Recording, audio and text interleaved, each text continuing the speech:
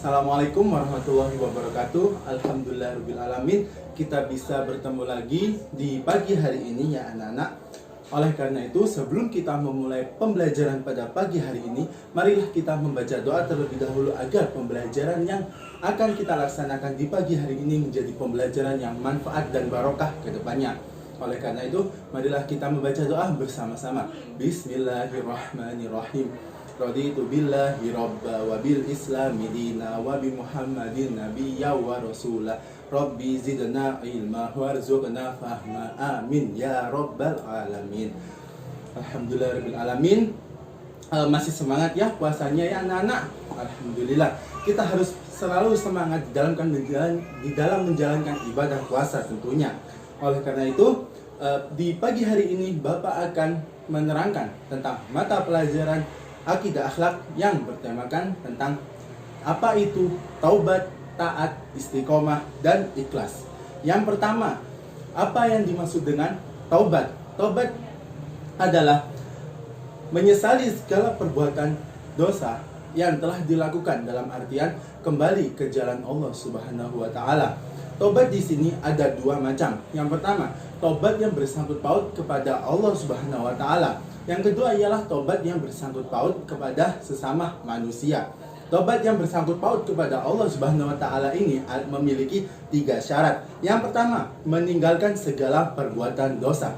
Yang kedua ialah menyesali segala perbuatan dosa yang telah dilakukan. Dan yang ketiga, ini yang paling penting, yang mana ialah berniat untuk tidak melakukan lagi segala perbuatan dosa yang telah dilakukannya. Jadi di dalam syarat-syarat taubat yang bersangkut paut kepada Allah ini tentunya melarang kita untuk melakukan perbuatan dosa. Kemudian yang kedua ialah taubat yang bersangkut paut kepada sesama manusia. Yang mana taubat ini tidak jauh berbeda dengan taubat yang bersangkut paut kepada Allah Subhanahu wa taala. Akan tetapi di taubat yang bersangkut paut kepada sesama manusia ini ketambahan satu syarat, yang mana ialah membebaskan hak asasi manusia yang terdolimi. Dalam artian di sini ada dua macam ya anak-anak. Yang pertama ialah berupa taubat materi. Dalam artian di sini taubat materi ialah apabila kita memiliki salah berupa materi, maka kita harus mengembalikannya sesuai dengan materi yang telah kita dolimi. Contohnya, saya telah mencuri uang si A, maka saya harus mengembalikan uang si A sejumlah uang yang saya ambil. Kemudian yang kedua ialah taubat kepada sesama manusia yang berupa non materi. Dalam artian non materi di sini adalah dosa tersebut berupa seperti menggibah orang, memfitnah orang, kemudian menggunjing orang, dan seperti itu. Maka kita harus meminta maaf kepada orang tersebut secara langsung ya anak-anak. Kemudian pembahasan yang ketiga ialah manfaat bagi kita apabila kita melakukan perbuatan tobat. Yang pertama ialah memperoleh semangat dan gairah di dalam menjalankan hidup. Dalam artian di sini adalah percaya diri bahwasanya tobat kita akan berkenan diterima oleh Allah Subhanahu wa taala. Kemudian kedua ialah dapat memperoleh kembali jalan yang benar. Dalam artian di sini kita kembali ke jalan Allah Subhanahu wa taala yang rahmatan lil alamin. Dan yang ketiga ialah memperoleh simpati dari masyarakat sekitar.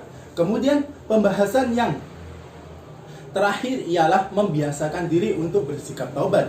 Yang pertama ialah tidak memandang remeh segala dosa-dosa kecil. Dalam artian seperti dosa-dosa kayak menjahili teman, itu tidak boleh diremehkan ya anak-anak. Kemudian kedua ialah berusaha menutupi dosa dengan segala perbuatan baik kita, dalam artian semampu kita. Walaupun dosa kita terlalu banyak dan terlalu besar, maka kita harus berusaha untuk menutupi dengan segala kebaikan kita. Yang ketiga ialah merasa tidak senang apabila melihat orang melakukan dosa. Yang keempat ialah menjaga diri di dalam pergaulan. Jadi kita harus berpilih-pilih di dalam memilih pergaulan. Dalam artian di sini adalah menggauli, dalam artian berteman dengan orang-orang soleh dan solihah dan menjauhi orang-orang yang tidak ada manfaatnya. Baiklah anak-anak, sampai di sini ada yang ditanyakan. Jika tidak ada, Bapak akan melanjutkan ke pembahasan yang selanjutnya. Untuk pembahasan yang kedua ialah taat. Adakah taat di sini memiliki dua arti.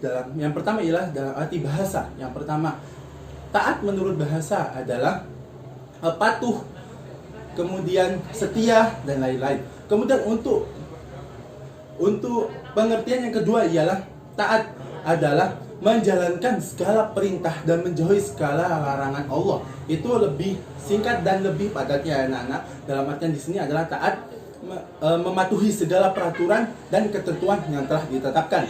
Kemudian di sini ada Quran surat An-Nisa ayat 59 yang mana di dalamnya itu membahas ada 3 jenis taat. Yang pertama adalah taat kepada Allah Subhanahu wa taala, yang mana taat kepada Allah Subhanahu wa taala ini adalah bersifat mutlak, dalam artian tidak bisa diganggu gugat, ya anak-anak.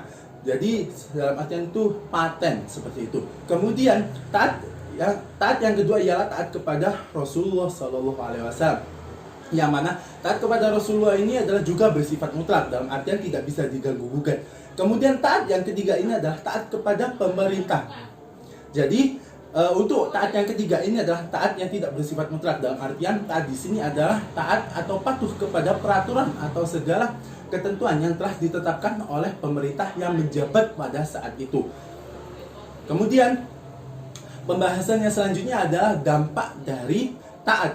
Yang pertama adalah memperoleh kepuasan tersendiri ketika kita menjalankan atau melaksanakan perintah yang telah ditetapkan atau ketentuan yang telah ditetapkan, baik itu oleh Allah, Rasul, ataupun pemerintah. Kemudian dampak yang kedua ialah memperoleh ridho Allah tentunya.